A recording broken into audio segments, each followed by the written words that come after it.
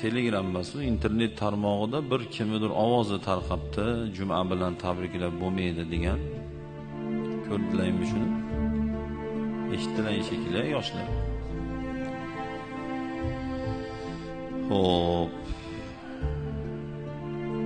Tabrik degani arabiy so'z, o'zbek tiliga olganda baraka so'rash degani, barakot. Barakot tilash, so'rash, umid qilish, muborak bo'lsin, tabriklayman, barakot bersin. Uchovi bitta so'z. Shu baraka degan so'zdan chiqqan. Har doim biz bir insonni yaxshilikka erishganini ko'rsak, barakot bersin, muborak bo'lsin, tabrik